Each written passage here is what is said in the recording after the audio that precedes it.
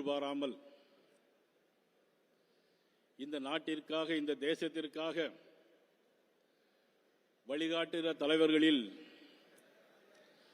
வழிநடத்தி செல்கின்ற, தினமும் உழைத்துக் கொண்டிருக்கின்ற எனது காவிப்படை சொந்தங்கள் உங்கள் அனைவருக்கும் எனது முதல் வணக்கம்.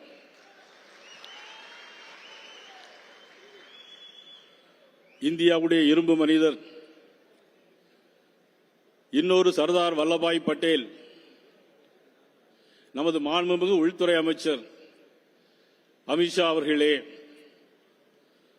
முன்னாள் மாநில தலைவரும் என் மண் என் மக்கள் யாத்திரையினுடைய நாயகன், மதிப்பிற்கும் மரியாதைக்குரிய எனது உடன்பிறவா சகோதரன் அன்புக்குரிய அண்ணாமலை அவர்களே, இந்த நிகழ்ச்சியில் கலந்து கொண்டிருக்கின்ற முன்னாள் மேதகு ஆளுநர் தமிழிசை சவுந்தரராஜன் அவர்களே, இந்த நிகழ்ச்சியில் கலந்து கொண்டிருக்கின்ற அகில இந்திய மகளிர் அணி தலைவி வானதி சீனிவாசன் அவர்களே, நமது தமிழகத்தினுடைய இன்சார்ஜ் மதிப்புக்குரிய சுதாகர் ரெட்டி அவர்களே, வேல் யாத்திரை நாயகன் மத்திய இணை அமைச்சர் மாண்புமிகு டாக்டர் எல் முருகன் அவர்களே, இந்த நிகழ்ச்சியில் கலந்து கொண்டிருக்கின்ற தாமரை மாநாடு கண்ட முன்னாள் அமைச்சர் அண்ணன் பொன் ராதாகிருஷ்ணன் அவர்களே, இந்துக்களினுடைய பாதுகாவலர், இந்துக்களினுடைய தலைவன் எச் ராஜா அவர்களே, அண்ணன் விபி துரைசாமி அவர்களே, இந்த நிகழ்ச்சியில் கலந்து கொண்டிருக்கின்ற பொதுச் செயலாளர்கள் அண்ணன் கே பி ராமலிங்கம் அவர்களே, அண்ணன் சக்கரவர்த்தி அவர்களே, பொன் பாலகணபதி அவர்களே, பொருளாளர் எஸ் ஆர் சேகர் அவர்களே, நமது டாக்டர் பேராசிரியர் சீனிவாசன் அவர்களே, அண்ணன் ஏஜி சம்பத் அவர்களே, கரு நாகராஜன் அவர்களே, கனக சபாபதி அவர்களே, முருகானந்தம் அவர்களே, கருப்பு முருகானந்தம் அவர்களே, பத்திரிகை நண்பர்களே, இந்த 2 தினங்களில் இந்த மேடை உருவாவதற்கு நாம் எல்லோரும் சுகமாக இருந்திருக்கிறோம். ஆனால் சூரியன் வரும், ஆக சுட்டரிக்கும் என்று நினைத்து இவ்வளவு பெரிய பந்தலை நாம் இங்க போட்டோம். ஆனால் மதிப்புக்குரிய அமித்ஷா அவர்கள் இங்கே வருகிறார் சொன்ன சூரியனே மறைந்து போயிருச்சு. இங்க சூரியனே இல்லை. இருந்தாலும் இந்த பந்தல் மேடை போடுவதற்கு உறுதுணையாக இருந்த அமைப்பு பொதுச் செயலாளர், அவரோடு இந்த இடத்திலே இரவு பகலாக பணியாற்றிய நமது வேதா மற்றும் சோழன் பழனிசாமி, இவரோடு உழைத்த அத்துணை பேருக்கும் முதற்கண் எனது நன்றியும் வணக்கத்தை நான் தெரிவித்துக் கொள்ள கடமைப்பட்டிருக்கிறேன். பாரத பிரதமர் நரேந்திர மோடி அவர்கள் செந்தூர் ஆபரேஷன் செய்தார்கள். பஹல்காம் நகரிலே நம்முடைய சொந்தங்கள் தாக்கப்பட்டதை மனதிலே வைத்துக் கொண்டு பாகிஸ்தான் நாட்டிலே செந்தூர் ஆபரேஷன் செய்தார்கள். ஆனால் நமது அமித்ஷா அவர்கள் மதுரைக்கு வந்து மீனாட்சி அம்மனை தரிசனம் விட்டு அந்த செந்தூர் எடுத்துக்கொண்டு இப்பொழுது தமிழகத்திலே சைலண்ட் ஆபரேஷன் செய்ய போறார்கள். To kill DMK ruling. Amit Shah அவர்கள் சைலண்ட் ஆபரேஷன் செய்ய போகிறார்கள். 1976ஆம் ஆண்டு கே சா அவர்கள் கவர்னராக இருந்தால் அன்றைக்கு திமுக ஆட்சி கலைக்கப்பட்டது. நம்முடைய முதலமைச்சர் ஸ்டாலின் அவர்கள் கேட்கிறார்கள், யார் அந்த சா, யார் அந்த சா என்று திமுக முதலமைச்சர் கேட்கிறார். ஸ்டாலின் அவர்கள் கேட்கிறார். நான் அவர்களுக்கு இந்த மேடையின் வாயிலாக பதில் சொல்லுவேன். ஹரியானா மாநிலத்தில் பாஜக ஆட்சியை மீண்டும் கொண்டு வந்தார் இந்த ஷா. நான் அவர்களுக்கு மீண்டும் பதில் சொல்லுவேன். மகாராஷ்டிரா மாநிலத்தில் பாரதிய ஜனதா கட்சி ஆட்சியை கொண்டு வந்தவர் இந்த ஷா. டெல்லியில் அரவிந்த் கெஜ்ரிவாலை தூக்கி எறிந்துவிட்டு டெல்லி பட்டணத்திலே பாரதிய ஜனதா கட்சி ஆட்சியை கொண்டு வந்தது இந்த ஷா. அவர்தான் எங்களுடைய அமித்ஷா. உங்களுடைய ஆட்சியை வீட்டுக்கு அனுப்பக்கூடிய ஷா அவர். எப்பொழுதுமே திமுகவுக்கு ஷானாலே ஒரு பயம். எப்பொழுதுமே ஷா அப்படின்னு சொன்னாலே பயம். அண்ணன் துரைசாமி அவர்கள் இருக்கிறாங்க. 1976 கே ஷா இருந்தார். அன்னைக்கு ஆட்சியை கலைச்சார். அன்றிலிருந்து இன்று வரையில் நமது ஷா என்ற பெயரை கேட்டாலே அப்படி திமுக அப்படி ஷாக் அடிக்கும். இன்றைக்கு பயந்து போயிருக்கிறார்கள். கூட்டணியை பற்றி பேசுகிறார்கள். திமுக தோல்வி பயத்தில் உளறிக் கொண்டிருக்கிறார்கள். இது துரோக கூட்டணி. எது துரோக கூட்டணி? அன்றைக்கு இந்திரா காந்தி அம்மையார் மதுரைக்கு வரும்போது கருப்பு கொடிங்கிற பேராட்டத்தில் கல்லெத்திக்கு வீசினீர்களே, தலையில் அடிபட்டு ரத்தம் வந்தது. இங்க பெண்கள் நிறைய பேர் வந்திருக்கிறார்கள். இந்திரா காந்தி அம்மையாரை பார்த்து அடிபட்டதால் வந்த ரத்தமா? அதுக்கு அடுத்த சொல்ல முடியாது. கேட்டாங்க, பேசினாங்க. இன்னைக்கு அவர்களோட கூட்டணி தோழமை. இது துரோக கூட்டணியா? அண்ணா திமுகவுடன் இன்னைக்கு நாங்கள் கைகோர்த்து இருக்கிறோமே.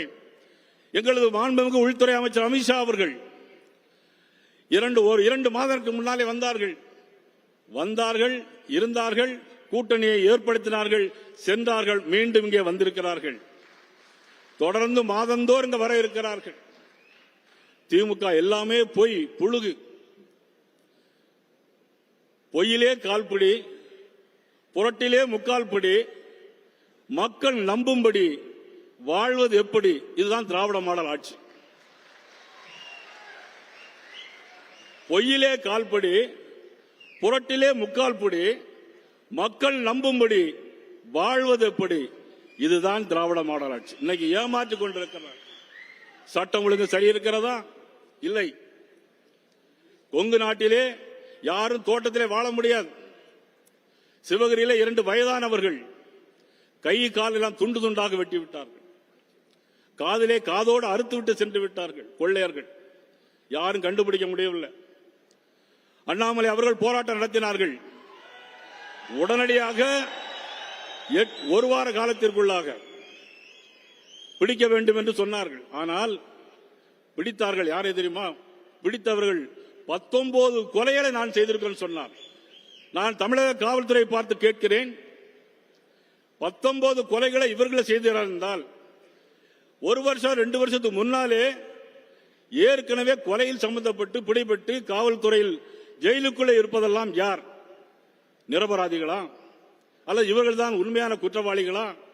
தமிழக காவல்துறை கண்டிருக்கிறதா? தமிழக காவல்துறையை கையிலே வைத்திருக்கிற முதலமைச்சர் அவர்கள் சரியான முறையில் நிர்வாகம் பண்ணுகிறார்களா? இல்லையே. அதற்கான விடிகாலம்தான்.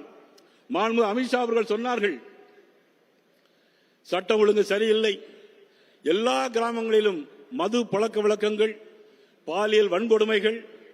2024ஆம் ஆண்டு உரத்த நாட்டிலே ஒருவர் ஒரு பாலியல் வன்கொடுமைக்கு ஆளாயிருக்கிறார், கஞ்சா அடித்துக் கொண்டு. யார் தெரியுமா?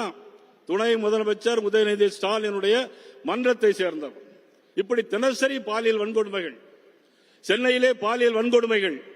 ஒரு பெண் 10வது வகுப்பு மாணவி பாலியல் வன்கொடுமை செய்யப்பட்டிருக்கிறார். ஆனால் வழக்கு கொடுக்க போன பெற்றோர் உண்மையே வழக்கு போட்ட காவல்துறை தமிழகத்தில் இருக்கிறது. இவர்களுக்கெல்லாம் ஒரு முடிவு காலம் நிச்சயமாக இருக்கும்.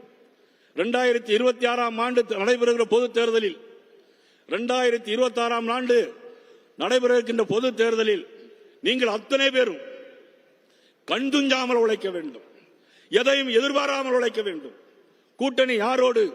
கவலை இல்லை, கேள்வி கேட்கக்கூடாது. கூட்டணி யார் அமைத்திருக்கிறார்? நம்முடைய உள்துறை அமைச்சர் அமித்ஷா அவர்கள் அமைத்திருக்கிறார்கள். யாரோடு கூட்டணி அமைத்திருக்கிறார்கள்? பொருந்திய கூட்டணி. ஏற்கனவே நம்மளோடு இருந்த கூட்டணி. பாரதிய ஜனதா கட்சி ஒன்று சாதாரண கட்சி அல்ல. யாரிடம் நாம் இறங்கி போய்விட மாட்டோம்.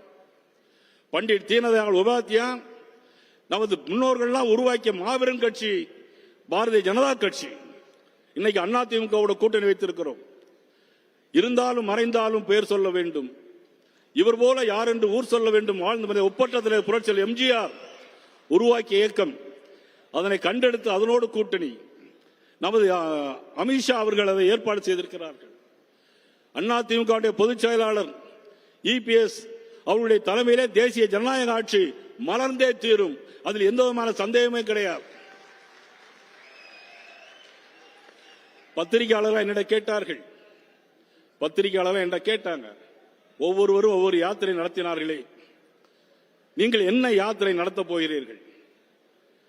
என்னுடைய யாத்திரையெல்லாம் எங்களுடைய தலைவர் மதிப்புக்குரிய அமித்ஷா அவர்கள் சொன்னது மாதிரி சட்டமன்றத்திற்கு சட்டமன்ற உறுப்பினர்களை அழைத்துக் கொண்டு யாத்திரை போவதுதான் என்னுடைய யாத்திரை.